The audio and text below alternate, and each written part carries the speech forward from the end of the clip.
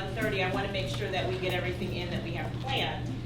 For those of you who I haven't got a chance to get around to the table and meet yet, my name is Dr. Shivers. I'm the superintendent here in Redford Union, and I am so excited to have this group here. I'm just commenting to someone that the best thing about Partnership Council for me is that every time that we come together, there are people that were here before, and that when we started a year or half ago, they were handshakes, they're now hugs, because they've been around and come to our Partnership Council year after year, or I guess quarter after quarter, because we have them 3 times a year.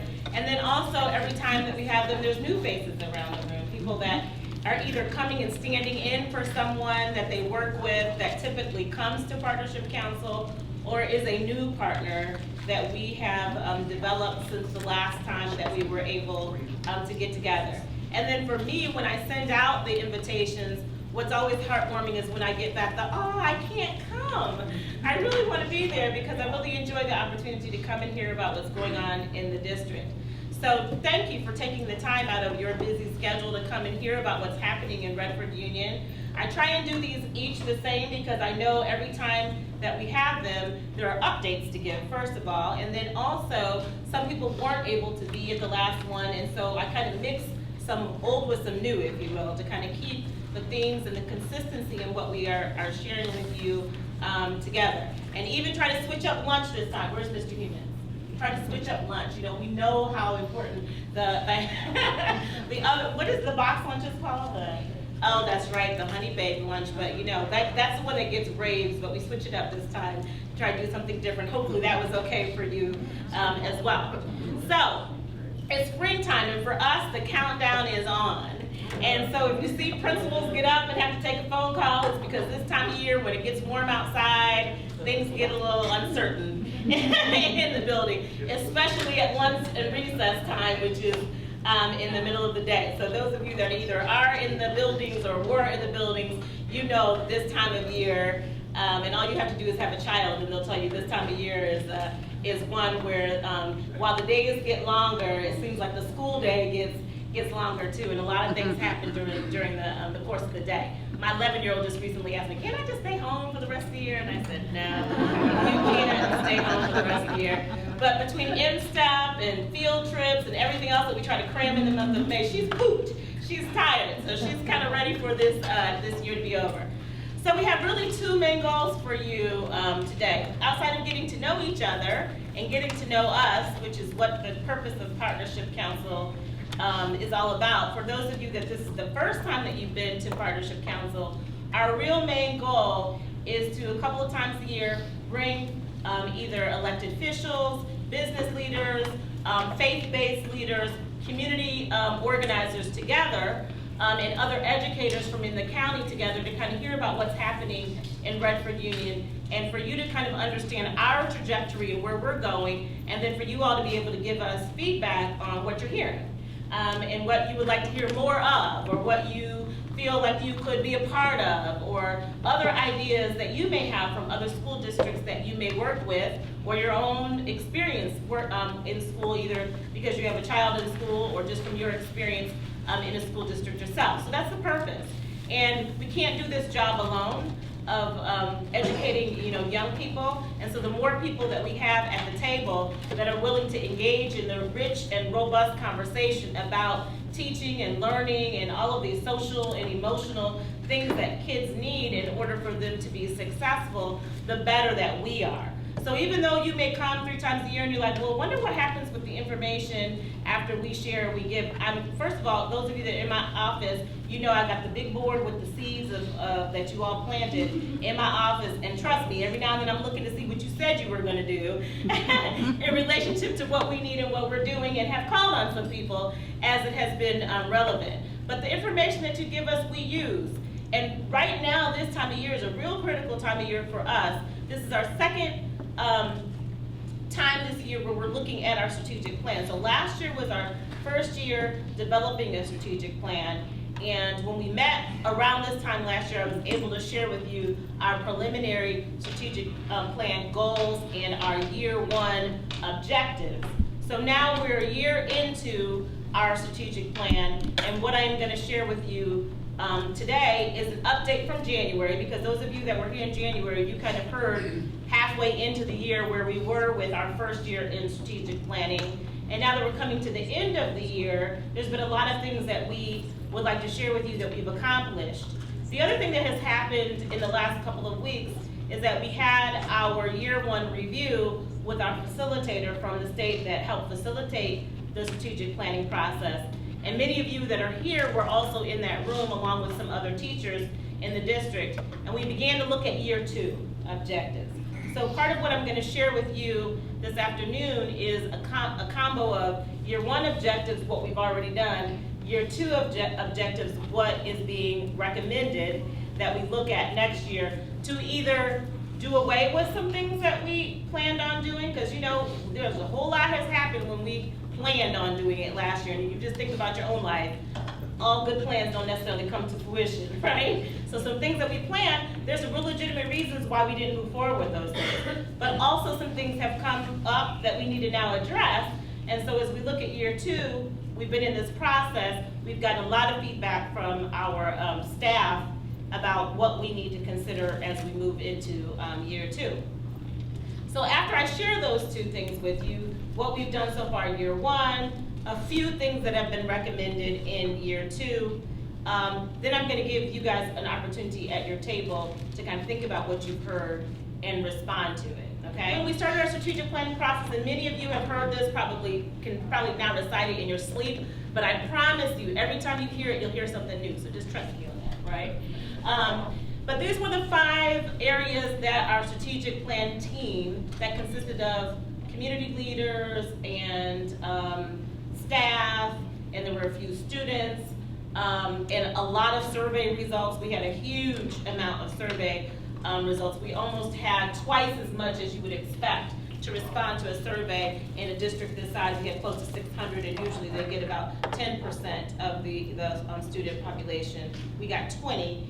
And so we've had a lot of survey results, and all of those things came together last year as we looked at our data, and this was the outcome in terms of the 5 areas that Redford Union set forth as priorities going into the school year.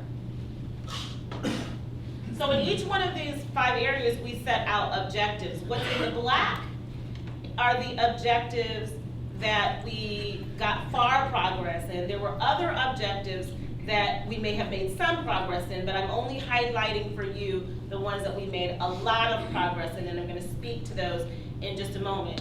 And then the ones that are in the green are the ones which have been recommended as we move forward to next school year.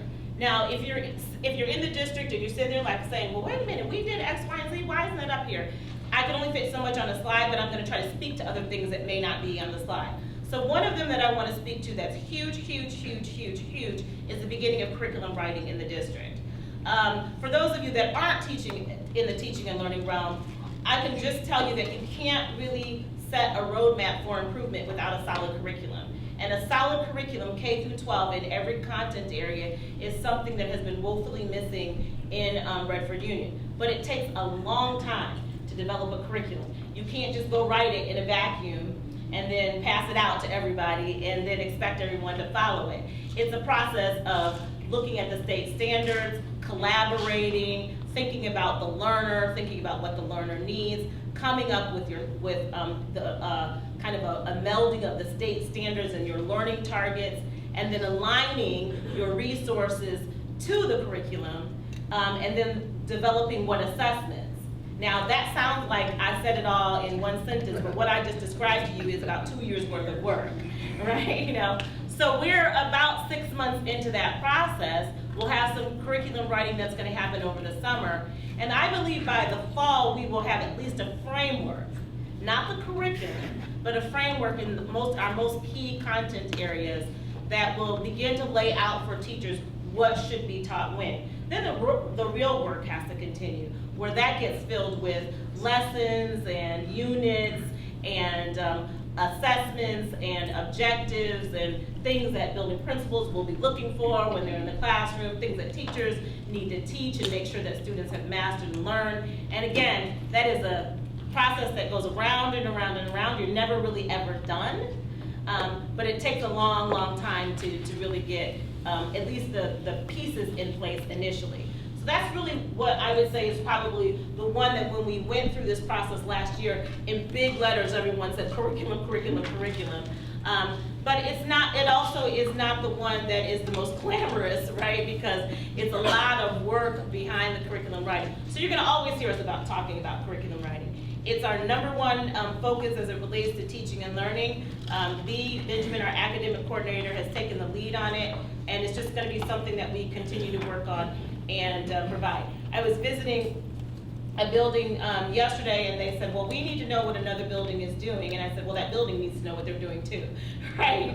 And so we're kind of all in the, getting our arms around what we're doing so that we can ensure that whether you are a student that is in one building or in the other building, when teachers get you, the teachers know what kind of experience that you've had. Okay, so two other areas that were written last year that were under the academics and programs was research-based initiatives and effective instructional strategies. So under the research-based initiatives, we have begun our early college program. I am excited that we have 43 students at the high school that have applied and been accepted into our early college. There's a slide that is further, you can stay there for a second, but there's a slide further here. Well, I'll talk a little bit more about our early college. And also our middle school through 10th grade has begun the process of applying for International Baccalaureate. So it is a 6-10 application. It's called the Middle Years Program. So it will start at Hilbert and it will extend through 10th grade at the high school. And those of you that may not be familiar with IB is an opportunity for our students to be exposed to world-class education. That really requires that they improve their thinking, they develop as critical thinkers, they develop as compassionate learners, and they have an understanding of the world and use the world as their lens in terms of the way that they are taught and the way that they are learned. So they take real world issues as kind of the foundation of their learning, whether it be in their community, whether it be in their city, whether it be in their state or in their country or in the world. All of those things become a canvas for how those students learn. And IB in its fullness has been shown to really prepare students for post-secondary by developing deep thinkers that can read and write really well. And those are the critical skills that we would want any learner to have. So really excited about that because IB at the middle year level, which is 6 through 10, is for all students. Most of you that think about IB, because either you have had a child in a program like that or you've been exposed to it, you think about the high school part of it. And this is the pre-high school part of it, but the high school part of it is only for certain students that select it. It's kind of like a choice at that point. But for the middle years program, which is a program that we're applying for it'll develop critical thinking skills in all of our students. It'll take them from where they are and push them further. So we're really excited about that. Under our, yes? What's the acronym for IB? International Baccalaureate. Very good question. And I believe if you go IB.org, is it IB.org? I believe it is. The website is real simple, IB.org. Yeah. Okay. The second thing is under effective instructional strategies. So along with the curriculum, one of the things that teachers have also expressed they need, and the leadership in the district has expressed the need as well, is for us to really pour into our teachers through professional development best practices as it relates to teaching. So what that simply means is that you can have the curriculum, but you need to have many different strategies for delivering that curriculum to all of the different learners that you have in front of you. So we have developed an instructional leadership team that is going to be working during the 17-18 school year to teach all teachers K through 12 some of the best practices in teaching and learning. And I got a slide that's going to tell you a little bit more about how we got there and where we're going in just a couple moments. But I want to talk about the very last one. The very last one, when we got together on a Saturday a couple weeks ago with our community team, was one of the recommendations for next year, that we include more electives that are in the area of art, music, dance, and technology. And I think where this one came from, not knowing but just reflecting on this last year, is that because our achievement in the district has historically been low, we've been really hitting hard our focus on the cores. And sometimes, if you're too heavy on the core, then you might lose sight of the arts, right? So I think the push on this one is that, hey, Redford Union, just don't lose sight of every student has a gift, and even though we've got to make sure that our kids can read and write and do math and science and things really well, we want to make sure that we're pouring into their other learning modalities as well and giving them rich experiences in those other things. When you sometimes have to make cuts, whether either it be budgets or because of time, sometimes those things get pushed to the side. And so for me, I'm glad this one popped up here because it's just a remembrance that we've got to make sure that we are finding ways to include the arts and technology into the things that we're doing. Okay, so now talking a little bit more about the early college. Go ahead. Oh, this one's first. Okay.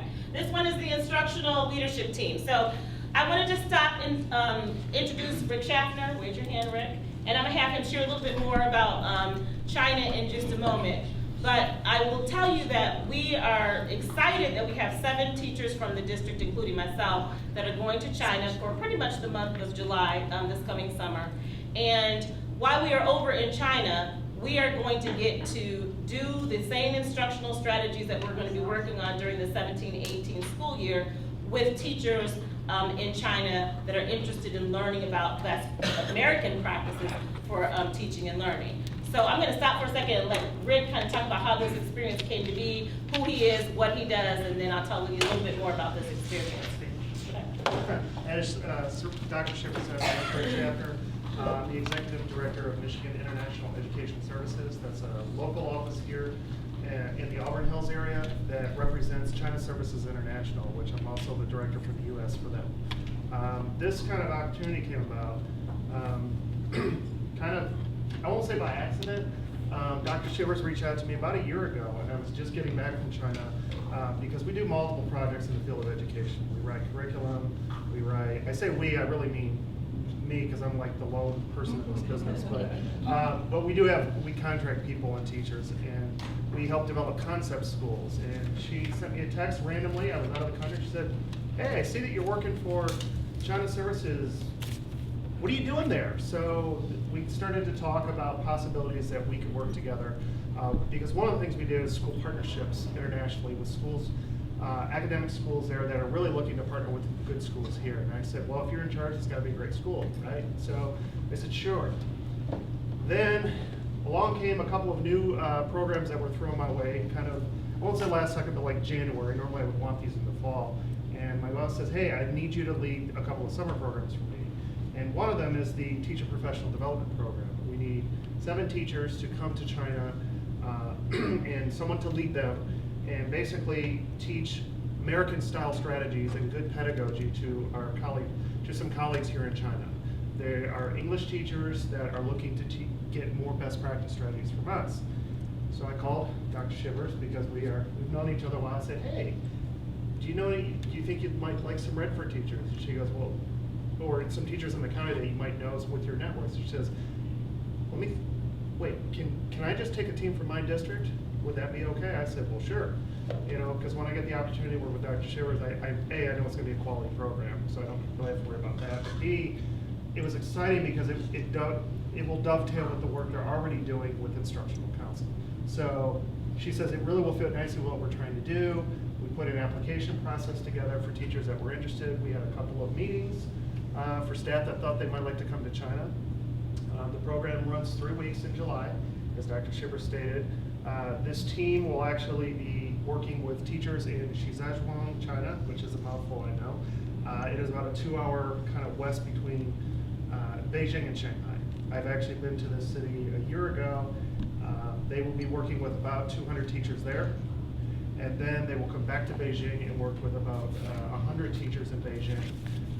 Teaching them, our focus is on learner-centered teaching and best practices around that and how to set up those kinds of classrooms and how to make the learner the center. Dr. Shivers has taken the lead along with Nicole Law in writing the curriculum for this program. Her team is helping write the curriculum for this program, and they're actually putting the logo, the flag border you see on the back is actually the heading for our PowerPoint. We're really excited, and the other piece that I would like to share with Dr. Shivers is that while she's there, we've also arranged for her to meet with some schools and education bureaus that really want to be partners with Redford Union Schools. And whether it's exchange experience for your kids or their kids to come here, curriculum sharing, resource sharing. The nice thing is that these programs tend to bring revenue into your district along with great experiences for kids, and I think that's the most important part. So Thank you. hopefully I summed it up Absolutely. quickly. So, what he said in the middle of all of that was that our focus when we go over to China is on learner-centered teaching. And that simply means that the focus is no longer on what the teacher is doing, but what the learner is learning. And that is a shift, because oftentimes when teachers go to become teachers, the focus is on what they're doing, right? And it's kind of secondary whether or not the student actually even learns anything, right? You know, that's not where the conversation becomes. What does a student need? What has he or she learned? What may be barriers, to that learning? What may be the barriers that we created as adults that we thought sounded like a good idea when we put it together and it actually became a roadblock for learning? And then what may be going on in the student's actual life or in their background, their experience, that may be keeping them from learning. So when we go over to China, we've taken that focus on learner-centeredness because during the 17-18 school year, that's the focus in Redford Union. So when I reached out to him initially, it was because we were looking at the early college and we were looking at international baccalaureate and creating that international experience for the district. And it was by accident. I was on LinkedIn, his thing popped up to congratulate him for his new job. And I said, "You're in China? What are you doing in China?" And he and I have worked together over a decade, and that was where our conversation began. But this experience came right on time because what I think I shared with you all before, it's really hard in this kind of space that we're in public education to get time for teachers to do professional development. We have sub-issues, we have funding issues, things of that nature. But this opportunity became a win-win for the teachers. They get an all-expense paid trip for 3 months to China, for 3 weeks to China, 3 months. Yeah, I might need to get that. And they get spending money. There's some tours for us to see pandas and all of that good stuff in the middle. And the trade-off for them is that these 7 teachers will be leading professional development in the district during the 17-18 school year. So that was the win-win for me, and my little brain started moving when he said, "Can you send someone?" I said, "Oh yeah, I got an idea behind that one." So because we're focused on learner-centeredness, one of the first activities that we are going to do when we get over to China is to find out who they are and have them find out who each other are. Sometimes when you are in a homogeneous group, which they are very homogeneous in terms of their ethnicity, but not necessarily in terms of their class, you think you know a lot about the people that you are with, right? And so one of our first activities after we get through the who actually are we and the welcomes and all of that is a quick kind of icebreaker, getting to know you activity that's called the story of my name. So I'm going to actually have you all do that activity to kind of get you up and get your brains moving. So what your assignment is, because you should all have name tags on it. If you don't have a name tag, you have to make one really quick or go get one out there. But what you need to do is get a trio. So find 2 people that you don't know in the room and ask them where their first name came from. Find out the story of their name. How did they get their first name?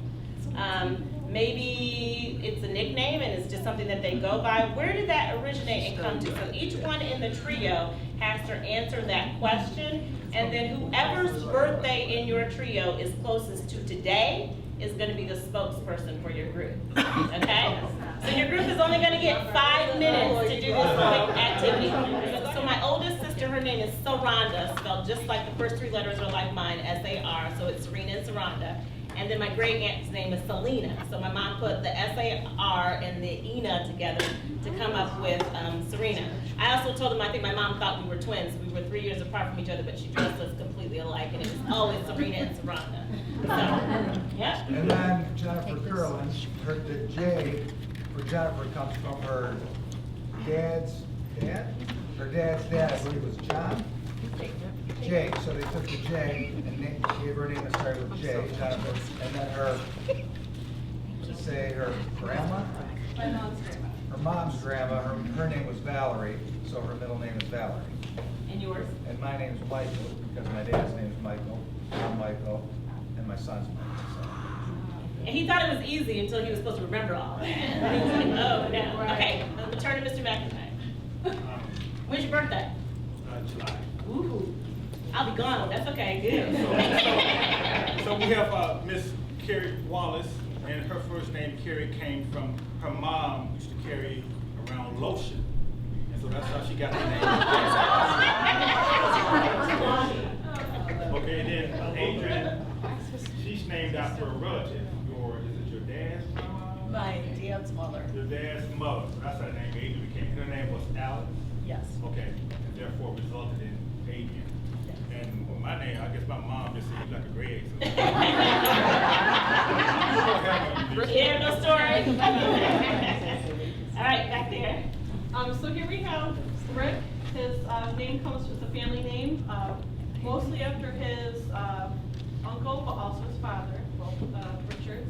Then Linda believes it was just a popular name from the 50s. My mom just liked the name Katie, but always just thought it ended in a Y, so that's how it got spelled. That's good.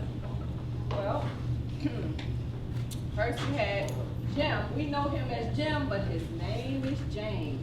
As in one of the 12 disciples. Although he said I'm not really like that, but that was wonderful. I am Stephanie Wynn, and Stephanie means crowned one. However, if you know how to spell my name, it's Stephvanie. I see some of the persons going, no. The V is, my mom said I was very special, and now it is my victory in the middle, so that's me. Over here, we have Miss Christine, and her name is so awesome, it has been in the matriarchal side of her family since 1658. Wow. Awesome. And this is one of our awesome boards. Yay. Okay, so I had Linda, and her mom was a Spanish teacher, and Linda means beautiful in Spanish, so she believes that's where it came from. And then I have Kenya, and back when she was born, her dad was into the whole black culture thing, and Kenya is like the motherland, and she believes she's very nurturing like that. I don't have a name tag, I didn't know I could just grab one. My name's Angelique. My mom had a fascination with dark shadows, if any of you remember. And she always said that Angelique was the most evil vampire, but also the most beautiful. So that's how I got Hi, good afternoon. I guess I won. My birthday is Monday. That's not fair. Thank you. I'll start with Kathy. Kathy shared that her birth name is Kathleen. Is that correct? Your mom? And not named me because her dad was Irish. Her mom named her because her dad was Irish. So, but she goes by the name of Kathy for all these years. And then I have Joe, whose name comes from the biblical information or times. Has a whole family of names. His father's name is Joe, wife's name is Mary. That comes from the biblical times. So that's where his name came from. And my name is Tanitra, and my mother's sister, which is my maternal aunt, named me after one of her dear friends. Great. Okay, we have Sevilla, and she said her Uncle Sylvester named her, just sort of made up a name, and that became her name. We have Eunice, and this is a biblical name. Timothy's mother in the Bible, her name was Eunice, and your grandmother named you. That's right. And Verdine, this is a southern name, and it was a combination of names, and your mom tagged you that. Very pretty. We have Tony. Her father, You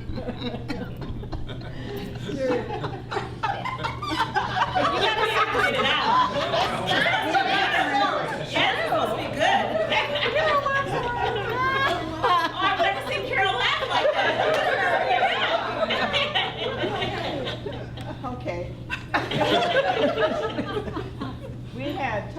hair products back in the day. Like the Tonettes and all that kind of stuff. Her father named her Tony. Thought it was Home Permanence. So I guess everybody. I gotta follow that one. Come on. Wait, Carol, what about yours? My mother decided it's either gonna be Carol Kathy or Kathy Carol, and that's what happened. Carol. All right, Marie? My birthday is Saturday, so, my family was gonna throw me a surprise 50th, but I'm only gonna be 49, so they had it. They literally had it all planned until last week, and I said, I'm only gonna Again? be 49. So, a little splash in their plans. So this is Keith, and Keith said that his name, just because his mom liked it, really no, and he looked like a Keith to her. But his dad, he does have his dad's middle name, which is Edward. And then this is Teresa, and Teresa said that her name was given to her. It originated from a nun who helped her mother when she was young. Right here, Redford. Right here. And what about you? What about you? Okay, so Marie came from, I'm the youngest of 12, and there's 9 girls, and so Marie is the middle name of 2 of my sisters, and my parents just pretty much ran out of girls' names, and so they recycled the name, but then gave me Agatha for my middle name for St. Agatha, because that was like the church that we went to, so. Yeah. So my grouping, I had Joel in my group, and Joel got his name from his dad, who was in broadcasting for a lot of years, and one of his favorite broadcasters' name was Joel, so that's how he got his name, Joel. And then, of course, we had father in our group as well, and he started out originally, his birth given name was Robert, but through his ordination into the church, he now has changed, his name has changed to Roman, and so he is now goes by Roman, so that's the history of his name. And then, of course, I got Susan, and it's because my mom and dad liked it. However, it's the middle name that kind of goes through the family situation. I'm named after my grandmother. Okay, wonderful. Thank you. My birthday's in March, so I got elected. And I met with Judy and Ann. Judy she goes by Judy. Her birth name is Judith, and it is her great-great-grandmother's name on her father's side. And then Ann, she thinks that it was Ann Elizabeth, or it was going to be Elizabeth Ann, and she thinks that her mom, because they were kind of recent immigrants to the area, just wanted something that was easy to pronounce, and for whatever reason chose Ann Elizabeth. And Nikki, originally Nicole. My parents were rebels and just liked the name, and didn't really care what any of my grandparents thought. So here we go. Yeah. See how that helps you get to know people? Yeah, it's lots of fun. And we're excited about doing it over in China for lots of different reasons, but the group will be homogeneous in terms of their ethnicity, but they have most of American names because they give American names. It's going to be really interesting to hear how they got their American name when we travel over there. So anyway, I'm going to move now to the next slide, something else that we're really excited about. So you heard me mention that we have 43 students that have entered our early college program at the high school. So those students will be able to graduate from Redford Union High School with an associate's degree or a certificate and a high school diploma. We have partnered with both WC3 and Schoolcraft. We have a rep from WC3 here today, but we've had strong partnership with both institutions. WC3 and Schoolcraft have just gone overboard to help us make this program successful. We had a parent night for all of those parents of the 43 students who applied. The room was packed, and it was a phenomenal evening. They got a chance to hear a panel from Eastern Michigan University, people that have already been through the early college experience, and kind of hear about that experience from their perspective, a parent and a student. And then they got their first tough love talk about what it's going to take for them to be able to graduate from high school with an associate's degree or a certificate, and how it's a privilege and an honor for them to have this opportunity to have up to 2 years of college taken care of by the time they graduate from the high school. So those are some examples of the areas that our young people are going to be studying either cybersecurity, business, auto tech, welding tech, video game and animation, phlebotomy, dental tech. There's more, there's accounting, there's business, there's so on and so forth. And Ann is here representing Michigan State University because one of the things that we're looking to develop is a continuation from the business and accounting into Michigan State University if those students so choose and are eligible to go on to a four-year institution. So the program is developing fast. We just, the day before yesterday, hired an early college coach. This is someone who is going to be full-time supporting students through their transition from high school to the post-secondary and building kind of daily relationships with the students and the post-secondary institution. My HR director is not here, but he was doing the reference checks on the person that we were hiring, and I do reference checks all the time, you know, and so he sent me kind of like a overview, and it literally made me cry. I have to send it to you. It literally made me cry because we are getting a phenomenal person that has done a phenomenal job building amazing relationships with kids in a counseling role, who's looking for a new challenge and a new experience, and is going to fit beautifully into our early college program at the high school. And one last thing I'm going to add is that this past Saturday, Mr. Humitz and Ms. Nachman, they gave up their Saturday, and we spent all day together in this tiny little room at Schoolcraft, while the 43 students came all day and took the college placement test, which is called the AccuPlacer, at Schoolcraft. And I was blown away. We had one student, now you gotta remember, these are all ninth graders right now. So we had one student that plays college level in everything that he took. We had about a half a dozen students that are right at the cusp. We had about another 24 students that are really, really, really close. And these are all ninth graders, right? You know, so it was just really, really exciting for us to see that with a little help, a little, you know, encouragement, a little support, we have kids that are already demonstrating that they academically have some skills to be ready in post-secondary. They just need the wraparound and the support that most of our young people need, and to be quite honest, in this community, also the affordability, you know, piece of it, in order for them to be able to make an associate's degree a reality and also a bachelor's degree and beyond, if that's what they're choosing. So we're really, really excited about this experience, and I can't wait into the fall, because I'm going to bring some of the kids here and let you all meet them after they've gone through, you know, some of their early experiences. We have a boot camp planned in August, and thanks to our state representative, Leslie Love, who couldn't be here today, but each student is going to get a Surface Pro tablet that is going to allow for them to be portable in their learning and experience. And thanks to one of our partners here, All Covered, those things are booted and ready to go and are stored, and you know, for us to we're getting some college readiness software put on them, and those students, as part of their boot camp will be professionally developed on how to use those with the teachers that are wrapping around this program. So we're excited about it, and I can't wait to the fall. So that's a little cliffhanger for you to come back in the fall and meet some of our early college students. Okay, go on. All right, so another thing that we are really tremendously proud about in the district is how much we have done with technology. Those of you that were here last year, you knew that technology was on our strategic plan. It was there in the black, enhancement of technology and alignment of technology, but it wasn't until we got into the fall that we realized how big of an issue this was for us and how much we were going to have to invest in it.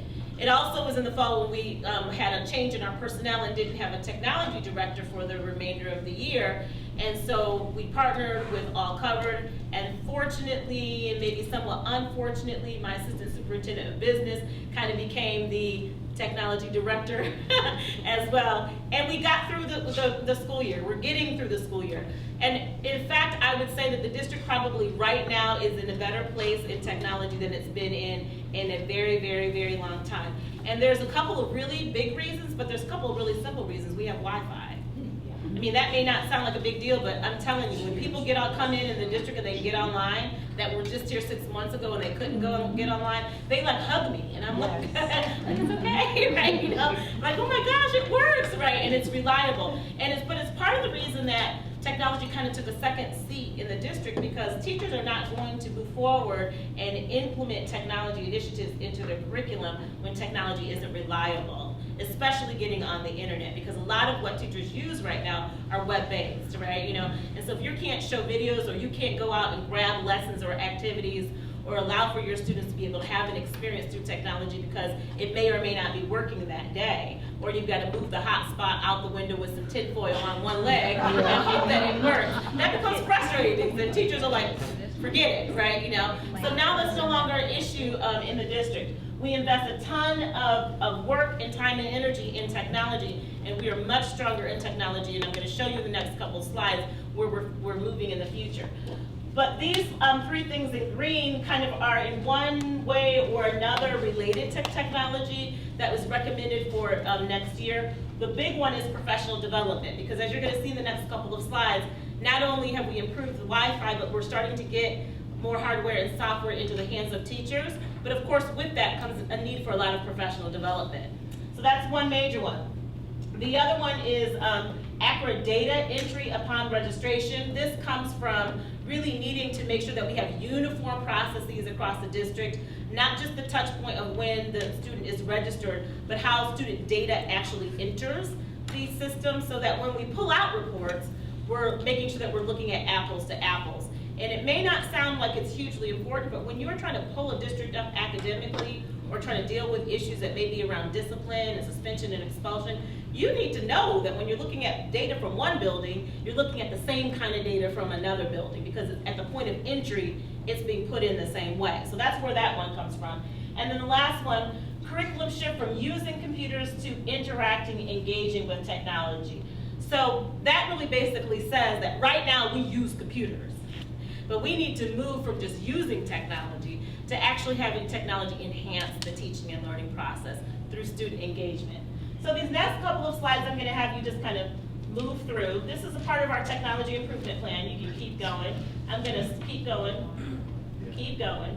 All right, so this talks about the infrastructure project. All of the things that are listed here are a part of our infrastructure projects that have been complete, and they may not seem like a big deal, or you may be reading it and saying, I don't know what the heck that is, but I'm going to tell you that because of this, the district is safer, we can get online reliably, and more importantly, teachers have restored their confidence in the direction that the district is moving in terms of technology. Infrastructure is huge. You cannot build anything without a solid foundation. So this has been a really important piece of our direction as a district, is getting this straight. And if I didn't say it earlier, I'll say it again. I am thankful to Mr. McIntyre, my Assistant Superintendent for Business, because he has taken the lead on making sure that this stays a priority, that it's done and it's done right, all for the benefit of our teachers and our students. So I showed you this slide back in January for those of you that weren't here. I took these pictures because one day I was walking down the hallway and it actually gave me goosebumps, because we spent a lot of time planning, but you don't always necessarily get to see your plans come to fruition, or they're coming to fruition, but because you're on to something else, you don't get a chance to see that.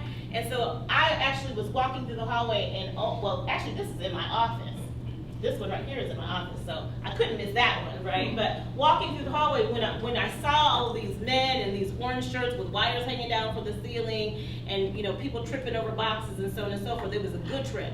Because what we knew is that meant that wireless access was being put in place for the district. So I took this to snapshot so that we remember where we've come from and where we're going as a district. These next couple of slides are kind of what we're right now in the middle of focusing on with technology. So we have demonstration classrooms in every building, and the purpose of the demonstration classrooms is so that teachers could try before they buy technology. While technology is exciting, it is also very expensive. And so one of the things that you don't want to do is invest a lot of funding in technology and then have it just sit there and grow dust on it because it doesn't do what teachers thought it was going to do, or they haven't been properly trained on it and have not properly used it and are not comfortable with that technology. So giving teachers an opportunity to try it, but then have teachers showcase what is the usability of this technology? What's the functionality of this technology? Is it feasible for what I'm trying to do and apply it to the learning in the classroom? And then overall, how does this device perform, or how does this software perform?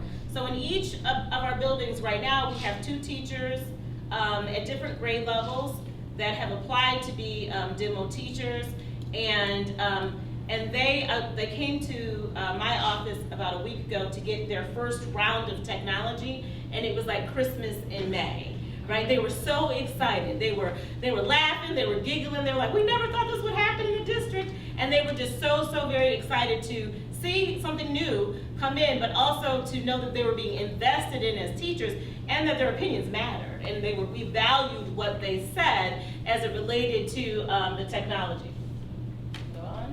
So they have different hardware and software depending upon their grade level. We used a rubric to select the teachers, and then we had people that were in the technology force make that selection. Go on to the next one. So here's an example of some of the hardware and software that's in the building. We have 2 different types of smart boards. For those of you that are not familiar with smart boards, like a big old TV, right, that teachers can use, and they're interactive, so they can pull up their lessons on them. They can go up and they can touch and move things around. It can also be just a screen where they can display something, so it kind of almost acts like a screen, as well. It's interactive, where they can have several different students on the boards at the same time doing different lessons, and it really helps for the learning to become alive, if you will, and become visible for students. And it also is a huge engagement factor. So we have 2 different types, because they all have their own bells and whistles and things that they do, so teachers can give us feedback. We have iPads in the classroom. We have storage devices for the iPads in the classroom that are portable in nature, so we can figure out how they work. They lock. Teachers can take them if they, on a nice day like this, they want to take kids out on the grass. They can just pick up a tote with 5 iPads in it and go outside and work with them. We have eSpark software in our elementary school. This is learner-centered software, which is why we chose it, because it fits into where we're moving as a district. And it is based on the students' NWEA scores, which is an assessment that we give in the district. That data is uploaded, and the student gets an individualized learning plan. So we're piloting that in our elementary schools. Headphones and microphones we're piloting because we have to give M-STEP this point forward, which is the state testing online, and so we're trying out different devices for that, apps for our laptop. We're trying out different laptops, and we're also trying out different tablets to kind of decide whether or not we want to be more tablet-based or we want to be more Chromebook-based. So we've got all of that going on in each of our buildings. And then the demo teachers, at the end of this whole process, they'll be asked to do a survey. They will also ask to kind of do a focus group where they give us more qualitative information about their experience. And this part that you're seeing is part that they saw when we were moving forward. I got so many teachers that say, I can't do it now, but can we do it in the fall? And we do plan on continuing the opportunity for demo classrooms as we move forward. And then this is an actual classroom that is at our Stuckey program, and that's one of the teachers that's demoing the Surface Pro tablet with the student, and she emailed that to me, and she said, I don't know how to use it, but my student does. So she sent me those pictures.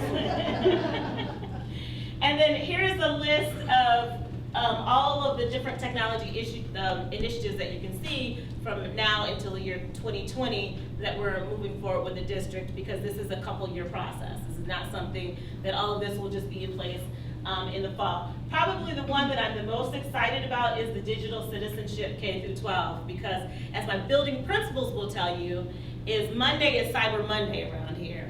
And what that means is that on Monday, we are undoing all of the social media mess that has happened over the weekend. And we've got to teach our kids to be better consumers of social media, so that a lot of the challenges that we have in the social realm are not impacting their teaching and learning, because they bring it all to Monday. They're mad at everybody from all of the stuff that was on social media Friday, Saturday, and Sunday. And we spend all day Monday, Tuesday, and Wednesday unpacking what happened Friday, Saturday, and Sunday. And it's just because somebody gave them a device and put it in their hand and didn't give them any skills to be able to use it appropriately. And so since we know technology is here to stay, we feel like just like we teach everything else, it's our responsibility to teach good citizenship with technology. Okay. All right, moving right along. So under the area of personnel and leadership, all of those things that were listed there in black are things that were part of our last year plan. The big highlight there was our teacher and administrator and superintendent training. We've done our teacher and administrator training. The superintendent training on our evaluation system is coming up on June 1st. And then the ones below is that the recommendation moving into next year is that we establish practice and procedures as it relates to the teacher evaluation system, and that we tie PD. So all of our professional development, we make sure it is aligned with the way that teachers are being evaluated and administrators are being evaluated, and that we integrate technology. There's technology out there for everything, but there's personnel technology that will allow for teachers to get some professional development remotely as well. And so we allow for that opportunity as well for some teachers that modality of learning works for them as well. And then in our learning environment and cultures, I am really, really happy that the district now has 2 certified restorative practice trainers. They have gone off to Pennsylvania and been trained to be trainers. So we have one at the elementary, early L and middle elementary level, and another one at the middle and high school level. And I'll be excited to bring you back in the fall more about our restorative practices launch, because we will be launching it at our opening day next year, and restorative practices will be a huge emphasis for us moving into the 17-18 school year and beyond. And cultural proficiencies, again, a part of a 5-year plan. And so the recommendations for next year and beyond for restorative practices is make sure that it's universal in each building and that we have teams in each building. So for those of you that aren't familiar with restorative practices, first of all, there's so much out there that if you just Google it, but more importantly, if you go to YouTube and just type in restorative practices, all kinds of wonderful videos will pop up. But restorative practices really has 2 legs to it. One is community building in the classroom, which allows for a teacher to create, through conversation with their students, an atmosphere that's more like a family, and be able to have conversations about things good, bad, and indifferent that are happening in the classroom like a family. And they get in a circle and they kind of deal with things that come up in the classroom that way. And teachers are trained on how to have these rich conversations with students and help students build relationships with each other and with the teacher through running what are these kind of restorative circles on a regular basis. The other part of restorative practices is a term that you may have heard, which is referred to as restorative justice. And this is oftentimes when something has happened and a student needs to be removed from the educational setting for some reason. They've been suspended or they've been expelled.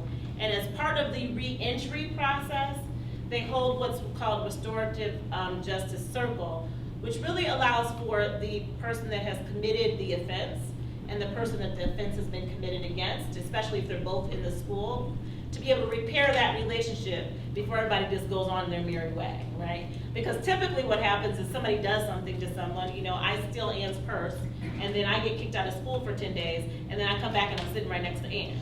And we're supposed to get along, right?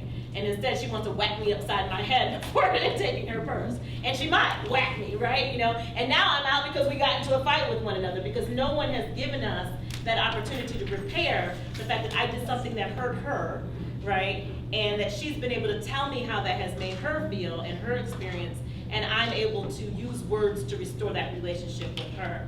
So that's the other piece of it. So the 2 trainers that we have will be working with teachers in all of our buildings to help learn how to do those 2 more effectively, and that we have systems in place to do alternatives to suspension where running in circle may be the more appropriate thing than kicking a student out of school. So as we get further in it, I'll be able to bring you videos of what it looks like, and you'll be able to see our students involved in restorative practices in the district.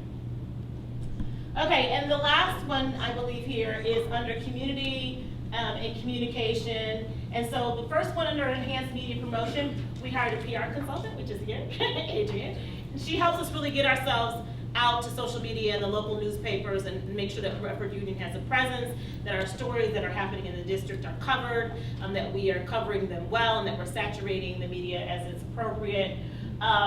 And then increase stakeholder involvement. So I made a mention when we started that there's people here that have not been here before. If this is your first time attending a Partnership Council, can you raise your hand, please? Okay.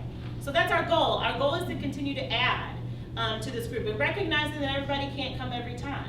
But hopefully we hope that you come one time and it is an informative and good enough experience that the next time you get an email, if your schedule's cleared, you'll make sure that you're here so that you can find out what's happening in the district.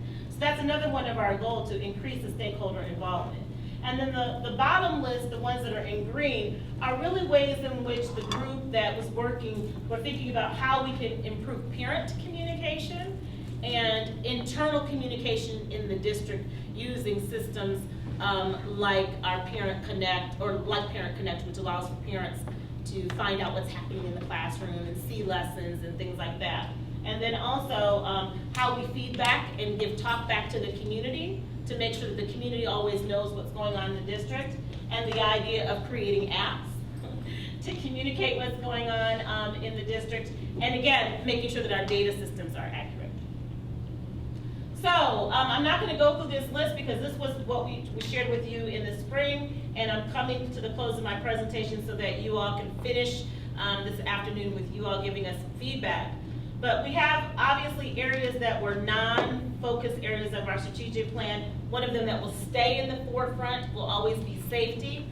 When I did this presentation back in last January, I invited any of the members of the community that were here to the Alice Active Shooter training that I did in February. Was anybody here that went to that training? So a couple of you did. I think Jim, you were there as well. So we had probably about 30 people from the district and about another 10 from the community. I am fortunate that I'm an active shooter trainer, so I've trained, I keep track of this, I've now trained 4,322 people on active shooter active shooter preparedness. And it's something that we will continue to do twice a year. Right now we'll do refreshers in the fall. We'll make sure that we have at least one day where we capture new staff members, and the community is always welcome. Also in January we added a success coach, which is Stephanie, who's helping us work with the issue of absenteeism and truancy in the district, and keeping our parents, keeping a hold of our parents that have a hold of our babies, to make sure our babies are here, because we can do all of these wonderful things that I shared with you, but if the seats are empty, we have a problem, right? So we've got to make sure that the desire to come to school, the importance of coming to school, the transportation to coming to school, the clean clothes that are coming to school, the no bed bugs, the no lice, what all of those issues are that keep parents to keep their young people at home, that we have somebody that can help them work through what are sometimes very personal and private issues that keep families from sending their young people to school. So thanks to Stephanie, we've been able to move that forward. We've been working with a special education consultant to give a program review around special ed, and B had to leave because she's taken a team to Taylor School District. But thanks to our academic coordinator, we have coming our way a really robust summer school program that is going to be free of charge for our young people here in Redford Union, with transportation provided, and lunch, and breakfast, and snacks. And so that flyer brochure is actually going to come out Friday, and we hope to get as many young people as we can butts in the seat during our summer school program. All right, so I'm sure many of you have done a SWOT analysis before, and if you haven't, I'm going to pass around a sheet of paper to you. Actually, I'm going to ask Jennifer, do you mind helping me with that? And then you're going to also get a copy of the PowerPoint, because I didn't expect for you to remember all of that. Thank you. So what I'm going to ask that you do, first individually and then with talking with the people at your table, is to think about what are the strengths, that's what the S stands for, what are some of the weaknesses that you may have heard in what we're doing or either where we're going. I want you to think about what are some opportunities that we may be missing based on what you currently do and where you currently sit and what your responsibilities are. And then last, there's always those threats that you don't think about, right? It's the unintended impact of what you might be doing. There might be something out there that you might not be thinking of. And so I want you to do this sheet. It's coming around to you. It looks like this. where you just list in each one of those categories, the S, W, O, and T. And then I want you to talk about it with the people that are at your table. What you're hearing as strengths, what you're hearing as weaknesses, what you're hearing as opportunities, and what you might be hearing as threats. It's 1 o'clock. I'm gonna give you about 15 minutes to do this, and then I'm gonna wrap us up so that you guys can get back to your buildings or to your work.